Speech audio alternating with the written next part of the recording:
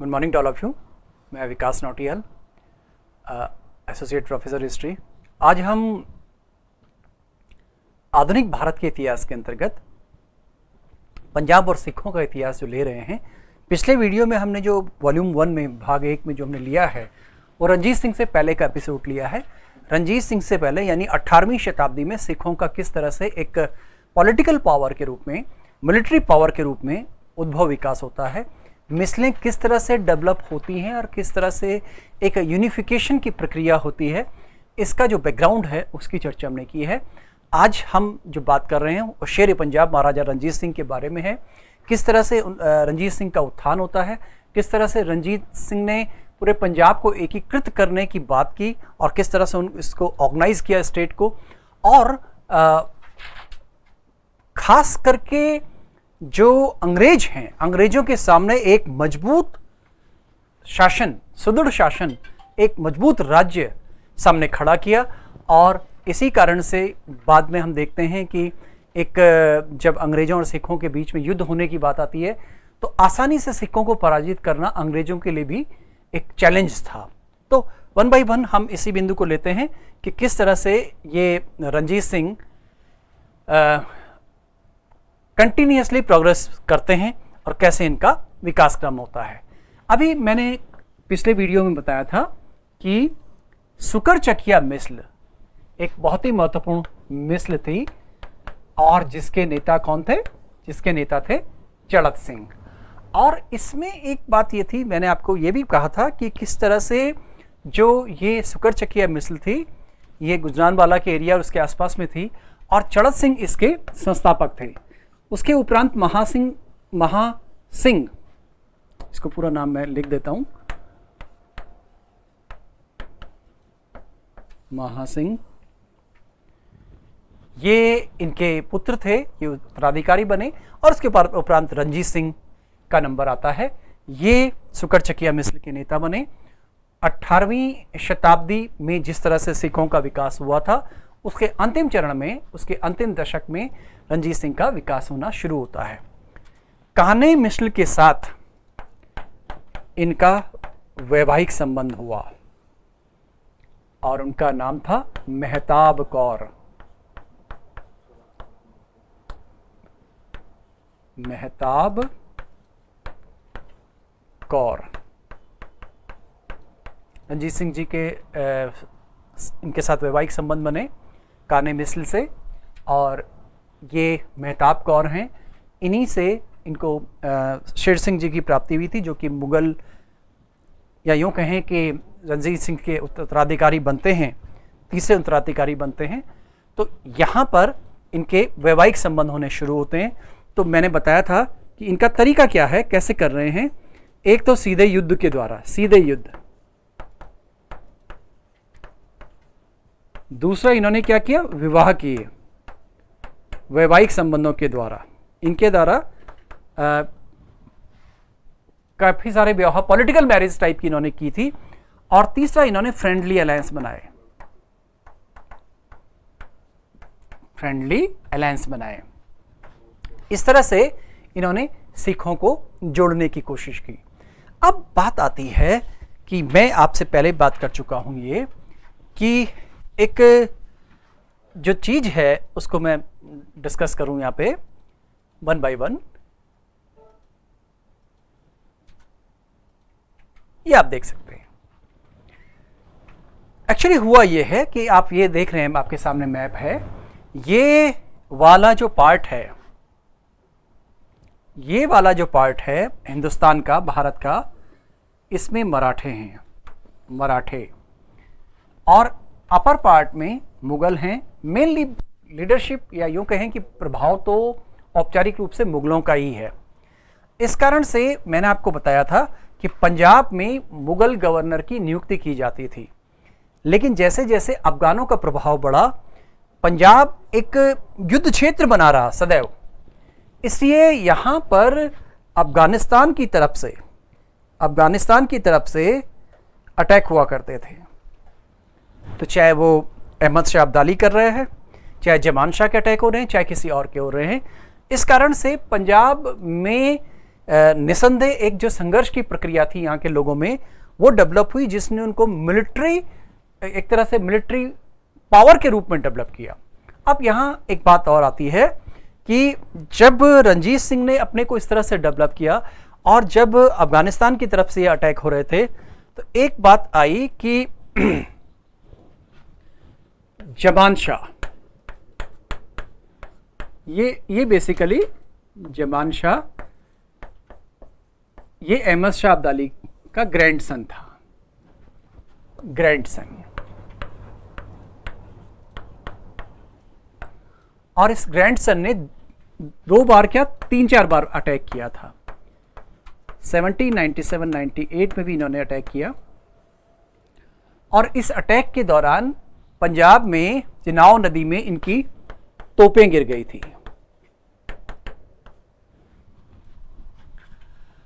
जब पंजाब की इक्वेशन बदलने लगी और रणजीत सिंह एक पावरफुल लीडर के रूप में डेवलप होने लगते हैं, तो जमान शाह ने कोशिश ये की कि सिखों को अपने पक्ष में रखा जाए, क्योंकि अफगानों के लिए एक बड़ी समस्या ये होती थी, अगर हम वहां की राजनीति का अध्ययन करते हैं तो वहां सबसे बड़ी समस्या ये होती थी कि जमान शाह यानी अफगानिस्तान में खुद का सिविल वॉर चलता रहता था,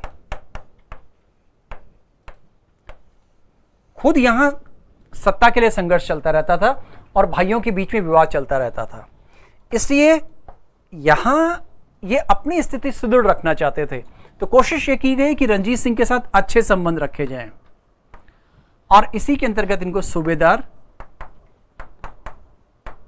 और राजा का टाइटल मिला।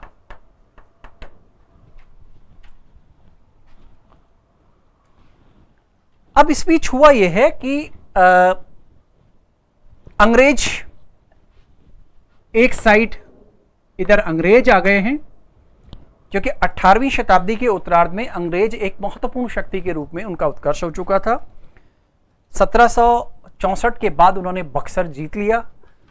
1802 तक और 6 तक के बीच में उन्होंने मराठों को पराजित कर दिया, मैसूर पराजित हो गया। तो यानी वो भारत की सबसे महत्वपूर्ण पॉलिटिकल पावर और मिलिट्री पावर बन चुके थे। ऐसी स्थिति में अब उनका निशाना रणजीत सिंह यानी पंजाब की तरफ था। इस बीच एक इंपॉर्टेंट बात आती है, उस बात को समझना हमारे लिए जरूरी है।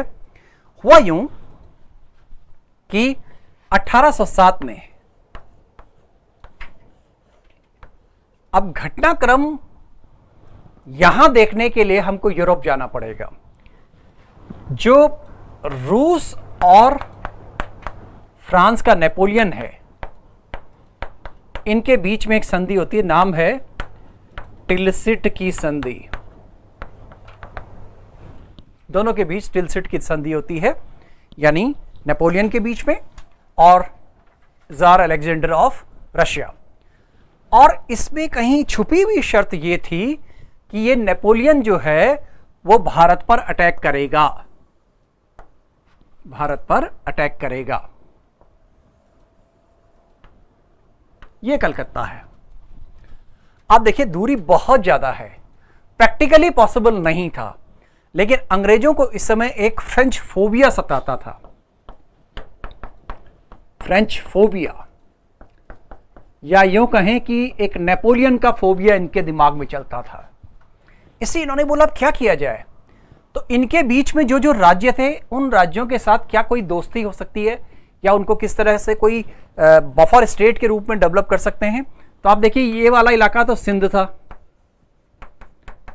सिंध, ये वाला इलाका पंजाब, ये वाला इलाका अफगानिस्तान, ईरान, पर्शिया, बाकी इलाकों तक रूस का प्रभाव था। ये मैं आपको दिखाना चाहता हूं।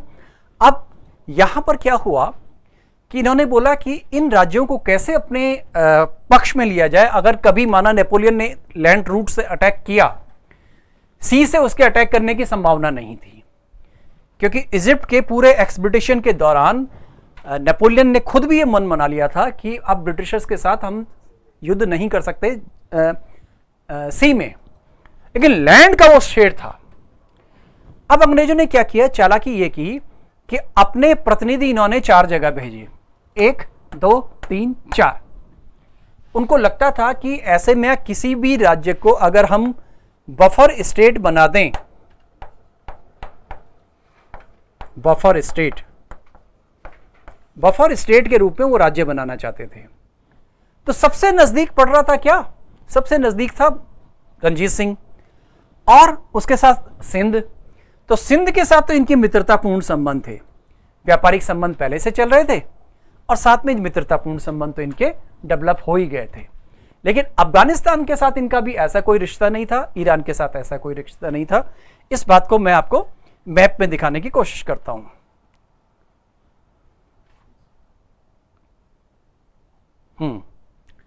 ये आप देख सकते हैं,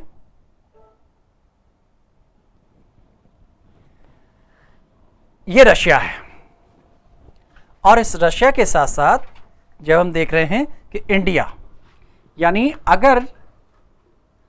अगर कभी ये इधर आया,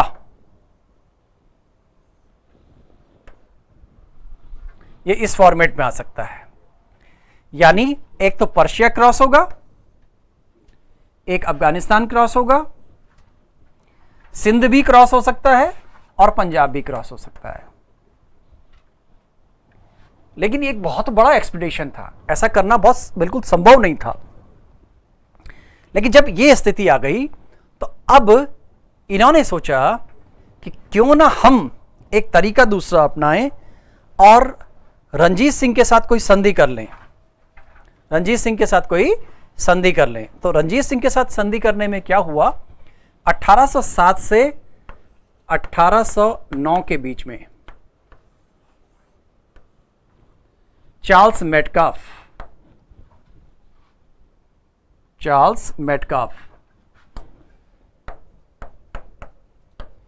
ये दिल्ली में इनके अधिकारी थे। ये राजस्थान के साथ संधियां करने के लिए भी महत्वपूर्ण अधिकारी रहे ये। तो चार्ल्स मेटकाफ को ये ऑर्डर मिला, इस समय हार्डिंग फर्स्ट, हार्डिंग प्रथम गवर्नर जनरल थे बंगाल में गवर्नर जनरल थे। और इन्होंने मेटकाफ को यह ऑर्डर दिया कि आप बातचीत करो, किसके साथ, रणजीत सिंह के साथ बातचीत करो। रणजीत सिंह के साथ बातचीत की यह शर्त आई, मेटकाफ ने बोला कि देखिए भाई, ये है आपकी सिंध नदी, सतलज नदी है, सतलज, और इसका जो ये वाला पार्ट है, ऊपरी पार्ट है, इस पार्ट में आपकी एक्टिविटीज होती हैं। हम एक शर्त इसमें ये रखते हैं कि इस नदी को हम अपनी एक डिमार्केशन लाइन बना देते हैं और इससे इधर का पार्ट सारा, सिस पार्ट आपके पास रहेगा और ये ट्रांस पार्ट हमारे पास रहेगा। ये दरअसल यहां पर भी था क्या कि यहां पर भी सिख राज्य हुआ करते थे, मिसलें हुआ करती थी, लेकिन इनमें से ज्यादातर लोग रणजीत सिंह के पक्ष में नहीं थे और इन्होंने अंग्रेजों से बातचीत कर ली। क्योंकि मैंने आपको शुरू में बताया था कि इनकी जो मिसलें थी, ये रणजीत सिंह के जमाने में जितने भी सिखों की पॉलिटिकल यूनिट्स हुआ करती थी, वो सब रणजीत सिंह की लीडरशिप में नहीं रहना चाहते थे और अंग्रेजों ने इसी बात का फायदा उठाया। उन्होंने पूरे हिंदुस्तान में इसी चीज का सदैव फायदा उठाया। तो हुआ यूं कि 1807 में तो ये बात असफल रही। 1809 में उन्होंने सशक्त तरीका अपनाया। उन्होंने एक बहुत ही इंपॉर्टेंट आदमी है, ऑक्टर लोनी, डेविड ऑक्टर लोनी। ये वही व्यक्ति है जो बाद में नेपाल विजय या गोरखा विजय में जो इंपॉर्टेंट आदमी रहा है। राजस्थान का भी जिस व्यक्ति के नाम पर लिंक रहा, यहाँ पे नसीराबाद नाम की जगह है, वो ऑक्टर लोनी से संबंधित है। तो ये एक आर्मी अफसर हुआ करते थे। तो ये पूरी अपनी आर्मी लेके खड़े थे यहाँ, क्योंकि अंबाला में तो अंग्रेजों का कंटोनमेंट था ही था, सेटलमेंट उनका था ही यहाँ पे। तो इधर अंबाला में है, इधर उन्होंने और जगहों पर कुछ जगह डेवलप किया हुआ था। तो इस तरह से दिल्ली वो जीत चुके थे 1803 में। तो अंततः ये बात हुई कि अमृतसर की संधि कर ली जाए और संधि का नाम आया अमृतसर की संधि।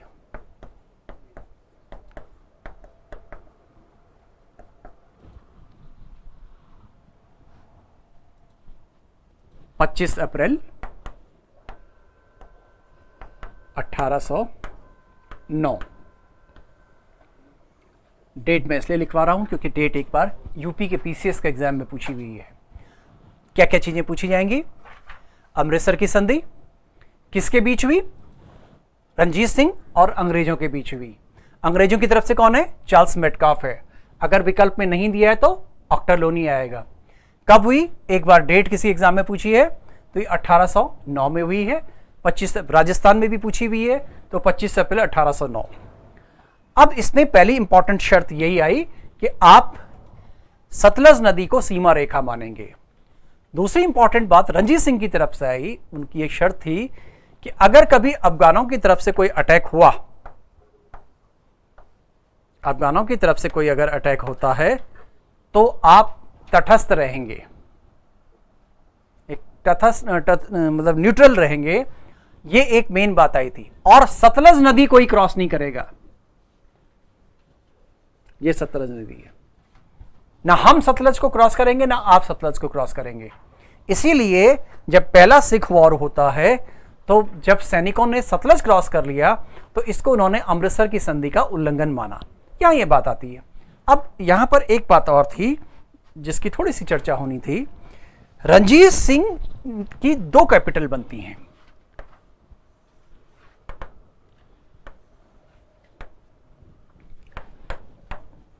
एक है लाहौर, ये पॉलिटिकल कैपिटल है,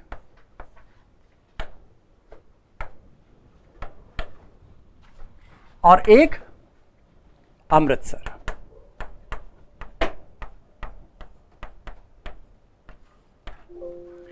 दरअसल ये राजनीतिक राजधानी है और ये रिलीजियस है।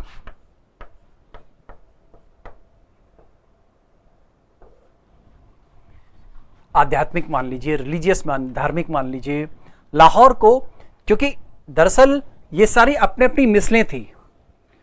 रणजीत सिंह ने दोनों को अपने नियंत्रण में ले लिया, लेकिन सिख खालसा पंथ में अमृतसर पर अटैक करना अपने आप में विधर्म माना गया था।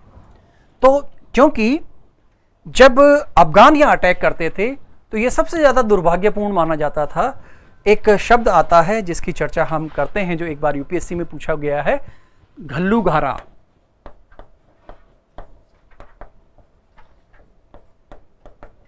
घल्लूघारा एक शब्द आता है, यानी एक प्रकार का सामूहिक कत्लेआम। सामूहिक कत्लेआम।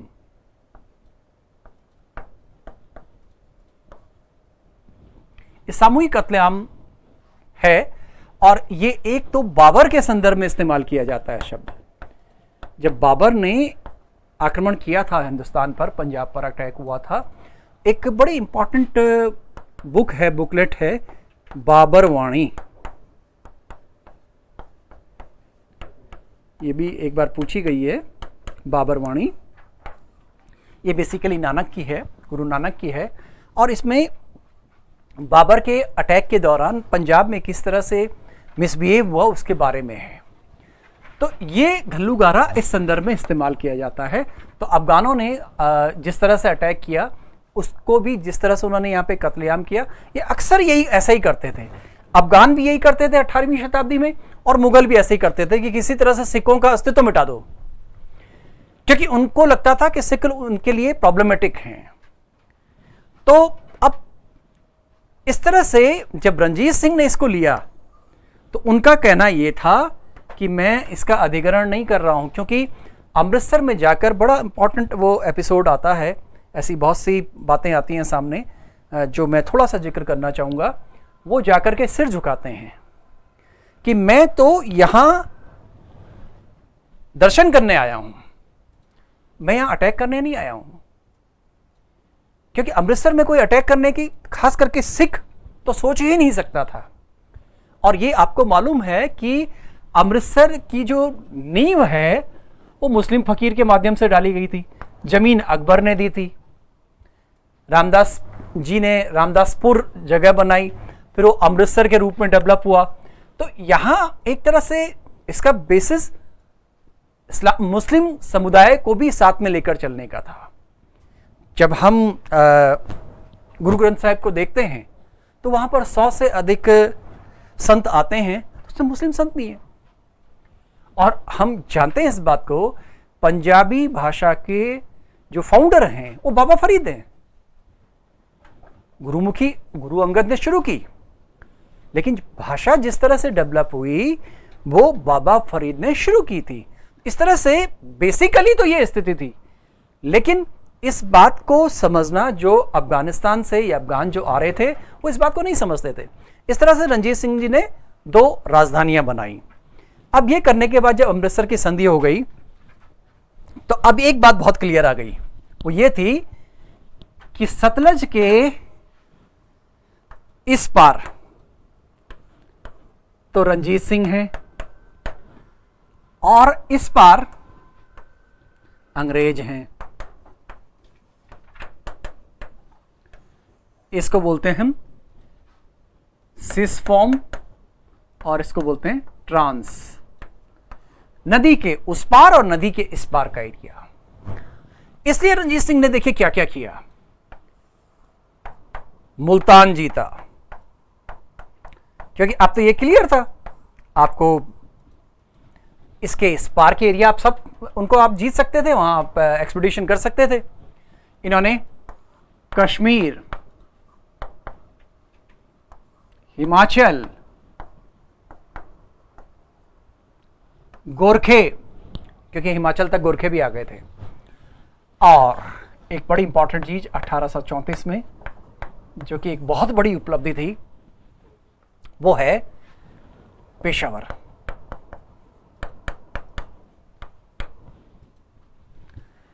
इस तरह से रणजीत सिंह का एक बहुत इंपॉर्टेंट एम्पायर यहां पे डेवलप होता है। दरअसल यहां एक बात आती है, जब अभी मैंने आपको बताया था अमृतसर की संधि जो होती है 1805 में, 1803 से लेकर 1806 के बीच में अंग्रेजों का मराठों के साथ युद्ध चल रहा था। जब होलकर के साथ युद्ध हो रहा था तो होलकर अपनी सेना के साथ इस इलाके में आता है, पंजाब के इलाके में, और रणजीत सिंह से, क्योंकि उनकी पुरानी दोस्ती थी, कॉरेस्पॉन्डेंस होती थी दोनों के बीच में, तो इन्होंने इनसे मदद मांगी। अगर रणजीत सिंह उस जमाने में समर्थन कर देता तो शायद है कि उस समय पिक्चर कुछ और हो जाती, लेकिन ऐसा नहीं हो पाया क्योंकि उस वक्त होलकर की स्थिति भी बड़ी साउंड थी। लेकिन क्योंकि मराठे और जगह हार रहे थे, दूसरे मराठा सेनापति हार रहे थे, इसलिए ये अकेले पड़ गए थे होलकर, और यहां रणजीत सिंह ने उनको कोई सपोर्ट नहीं दिया, क्योंकि रणजीत सिंह अंग्रेजों से सीधा युद्ध नहीं करना चाहते थे। ये उनकी दूरदर्शिता भी रही, डिप्लोमेसी भी रही, और आगे आने वाले समय के लिए कमी भी रही। ये तीनों चीजें एक साथ आती हैं। तो ये होने के बाद अब 1834 तक इन्होंने बहुत बड़ा एम्पायर बना लिया। और एक बात आगे ये आती है, जब इतना बड़ा एम्पायर बना लिया तो 1838 में एक त्रिपक्षीय संधि होती है।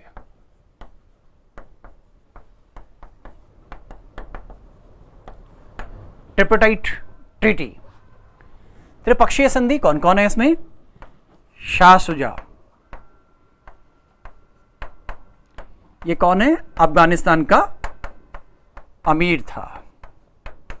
ये अफगानिस्तान का अमीर था, लेकिन ये रणजीत सिंह के साथ मिल गया था, और ये वही व्यक्ति है जिसे कोहिनूर का हीरा प्राप्त हुआ था।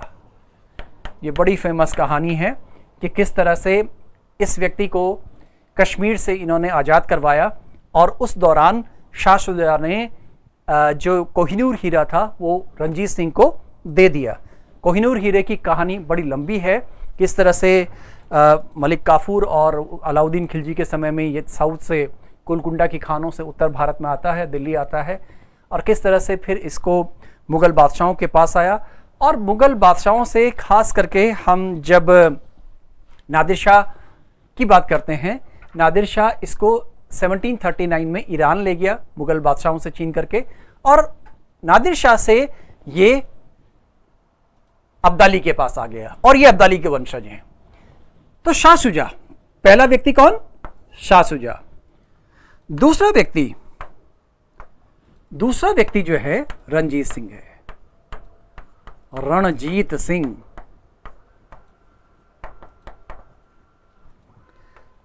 और तीसरा व्यक्ति जो है अंग्रेज हैं।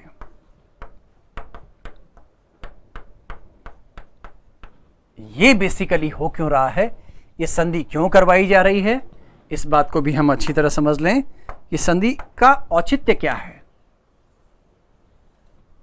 संधि इसलिए करवाई जा रही है कि अफगान वॉर होना है, अफगान युद्ध की पृष्ठभूमि है ये। 1839 से लेके 42 के बीच में अफगान वॉर हुआ और इस अफगान वॉर में अंग्रेज ये चाहते थे कि आने वाले समय में अफगानिस्तान को वो अपना एक बफर स्टेट बना लें। तो बफर स्टेट कैसे बना सकते थे? ये जो शाह शुजा था कुछ टाइम रणजीत सिंह के पास रहा, रणजीत सिंह के साथ रहा और बाद में अंग्रेजों के पक्ष में चला गया। तो अंग्रेज ये चाहते थे कि अगर शाह शुजा को हम काबुल का अमीर बना दें, फिर से काबुल में इसको स्थापित कर दें, तो हमारे पास एक पपेट रूलर हमको मिल जाएगा और इसको हम बफर स्टेट के रूप में इस्तेमाल करेंगे। यह अंग्रेजों की सोच थी। अब क्योंकि पंजाब बीच में आ रहा है, इसलिए रणजीत सिंह को बीच में लाना जरूरी था। तो इसलिए यह एक त्रिपक्षीय संधि थी और इसमें रणजीत सिंह ने हालांकि यह बोला था कि उनकी जो मेन आर्मी है वो पंजाब से होकर नहीं जाएगी अंग्रेजों की आर्मी, ये शर्त रखी थी। लेकिन 1839 में रणजीत सिंह को पैरालिसिस हो गया, पक्षाघात हो गया और रणजीत सिंह की डेथ हो गई। इस बीच अब जरा हम फौज खालसा और इनके एडमिनिस्ट्रेशन की बात करते हैं, कैसे इनका एडमिनिस्ट्रेशन डेवलप हुआ। सरकार, गवर्नमेंट, गवर्नेंस, सरकार। तो इनकी सरकार का नाम ही रखा गया सरकार ए खालसा।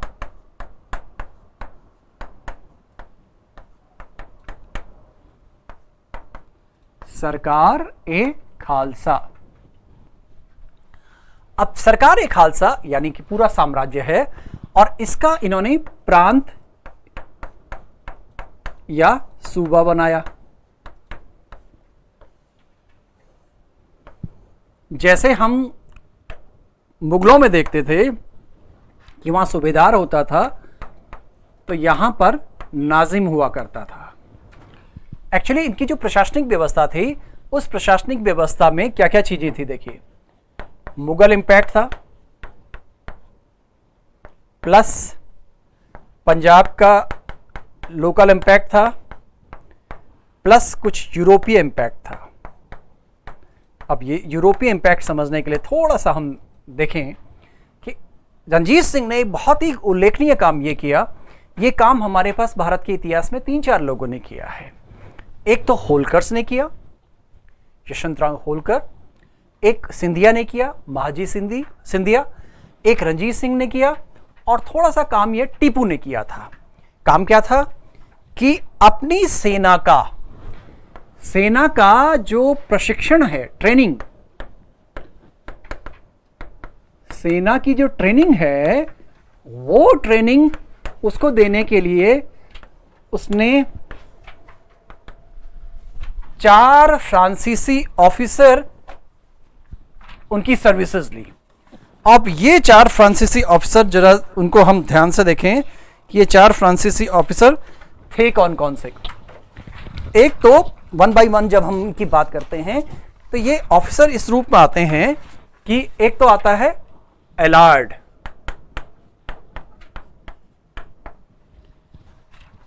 ऐसा नहीं था कि सारे फ्रांसीसी थे बल्कि कुछ और लोग भी आते थे और फ्रांसीसी भी थे, इटालियन भी थे। तो आया एलार्ड, ये मूल रूप से था फ्रेंच। उसके उपरांत दूसरा नाम आता है अबीटेबल। अविटेबल। ये क्वेश्चन ऐसा कैसा ही यूपीएससी में आया हुआ है, इसलिए इसको थोड़ा सा ध्यान से देखिएगा।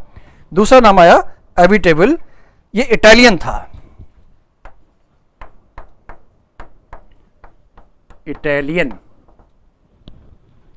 उसके बाद तीसरा नाम आता है ऑगस्ट कोर्ट, ऑगस्ट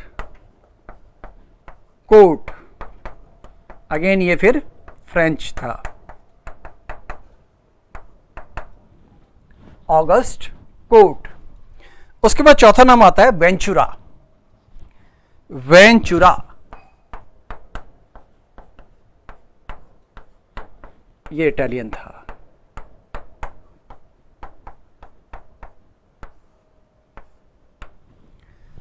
अब आप यहां पे देख सकते हैं क्वेश्चन डायरेक्टली ऐसा कैसा ही आएगा। एलार्ड, अविटेबल, ऑगस्ट कोर्ट और वेंचुरा, इन सब ने मिलिट्री को, जो खालसा फौज है, इस खालसा फौज को यूरोपीय पैटर्न में ट्रेन किया।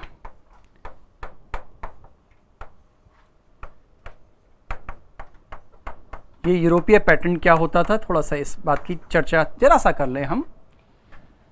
ये भारत का इतिहास इस बात का गवाह है। बहुत जगह जब हम देखते हैं, तो चाहे वो सिकंदर का ज़माना देखते हैं, चाहे वो बाबर की बात करते हैं, चाहे वो अंग्रेज़ों का ज़माना आया, अक्सर क्या होता था कि जो बाहर से आने वाला व्यक्ति है, यूरोपियन आया चाहे बाबर आया, सब बोलते थे कि इंडियंस के पास 1 लाख की सेना थी और हमारे पास 10,000 थी, लेकिन वो फिर भी जीत गए। ऐसा कैसे हो गया? क्योंकि एक तो बात ही आती है कि ये लोग मोर ऑर्गेनाइज्ड थे। ऐसा नहीं है कि भारत में लड़ाके नहीं हैं, भारत में आइडियल लड़ाके नहीं थे, ऐसा कुछ भी नहीं है। ताकत की कमी थी, ऐसा भी कुछ नहीं है, लेकिन ये मोर ऑर्गेनाइज्ड हैं और टैक्टिकल हैं। इसको बोलते हैं व्यू, युद्ध की व्यू रचना का विशेषज्ञ। कहां युद्ध लड़ा जाएगा, कैसे युद्ध लड़ा जाएगा। और उसके बाद खास करके जब हम बात करते हैं मॉडर्नाइजेशन,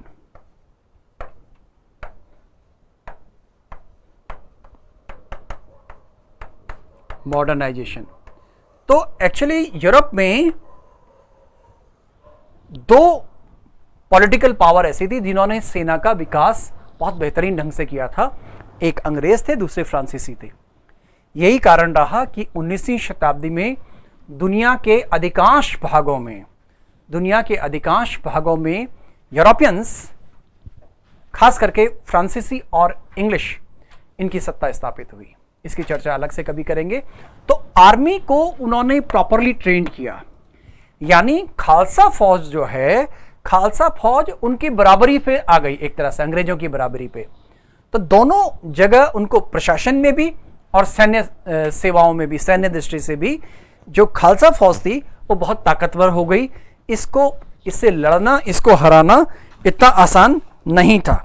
इसलिए यहाँ पर ये बात तो सच है, रणजीत सिंह की बहुत बड़ी उपलब्धि यह है कि उन्होंने अपने ही जीवन काल में एक बहुत बड़ा एम्पायर खड़ा किया। नो डाउट वो एक तरह के पॉलिटिकल और मिलिट्री एंटरप्रेन्योरशिप वाले व्यक्ति थे, ठीक वैसे ही जैसे हैदर अली, एक मिस्र से निकला हुआ व्यक्ति और एक महाराजा के रूप में कैसे रूपांतरित होता है, ये सब हम इनके पूरे इतिहास से देखते हैं। लेकिन कमी कहां पर आ रही है? इतनी बड़ी सेना, इतना सब कुछ, एक तो इनका कोई उत्तराधिकारी कोई इनका ठीक नहीं निकला। उत्तराधिकारी, इसकी चर्चा अगले एपिसोड में करेंगे, अगले लेक्चर में करेंगे। 4 उत्तराधिकारी आते हैं हर 4.5 साल, तो इसलिए एक खालीपन है। इतना बड़ा व्यक्तित्व और उसके बाद जो है खालीपन है। फौज इतनी स्ट्रांग है, इतनी मजबूत सेना है, लेकिन नेतृत्व तो नहीं है। नेतृत्व तो इसलिए नहीं है, जैसे देखिए मैं आपको बताऊं, इनके जो इंपॉर्टेंट आदमी पहले के थे, जैसे मैं आपको बताऊं हरि सिंह नलवा,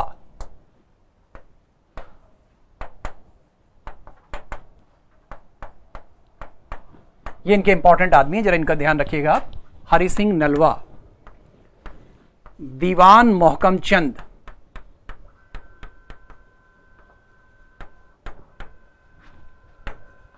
ये दीवान मोहकम चंद की खास बात क्या थी, जैसे मैंने आपको बताया, ये वॉरफेयर का स्पेशलिस्ट व्यक्ति था, रणनीतिकार था दीवान मोहकम चंद। इसके अलावा इनके जो खुद के दीवान थे लखपत राय,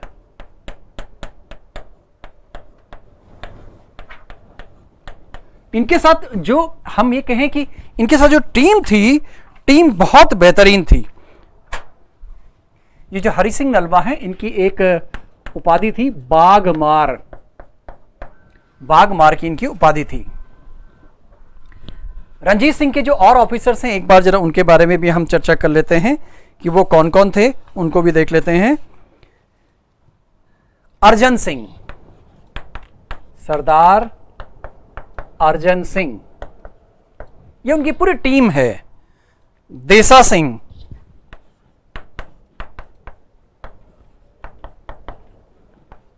फतेह सिंह, इमाम अली,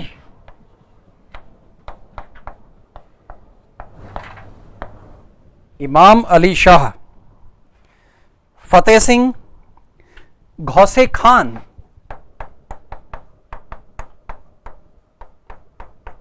गौसे खान, गुलाब सिंह,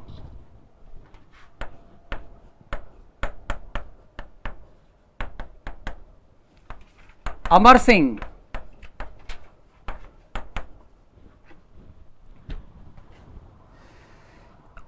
हुकुम सिंह,